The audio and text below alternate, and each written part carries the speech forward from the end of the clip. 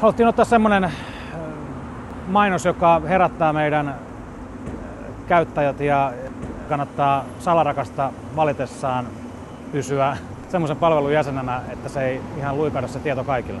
Tietenkin me ollaan yritetty ostaa mediatilaa kaikista suomalaisista medioista ja meille on kaikki sanonut järjestään ei, joten oli pakko valita taas semmoinen mainospaikka, joka me sitten lopulta saatiin.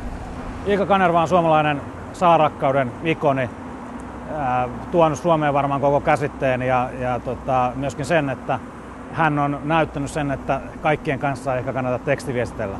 Meillä ei ole Ilkka Kanervan lupaa lainkaan, eikä sitä ole sieltä kysyttykään. Tietenkin Ilkka voi haastaa meidät oikeuteen kunnianloukkauksesta, mutta on ihan sama, että millä tavalla muutkin mediat käyttää hänen julkista kuvaansa omien tuotteidensa myyntiin. Vaikkapa nyt Seiska, niin kuinka monta kertaa laitettu Ilkka lööppiin ja kanteen, jossa sitten myydään Allerin tuotetta. Jos on poliitikko, niin silloin tietää, että kaikkeen pitää käytännössä osallistua.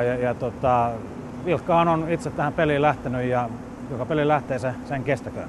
Tämä paikka on valittu sitä varten, että tässä ei ole nyt lähellä lasten tarhaa tai urheilukenttää mä en usko, että tämä sitten perheen pienimpiä niin paljon häiritsee kuin joku muu vastaava paikka. Ja tietenkin tämä kerrostalo on nyt sattuu olemaan tässä juuri vapaana, joten meillä kävi hyvä tuuri.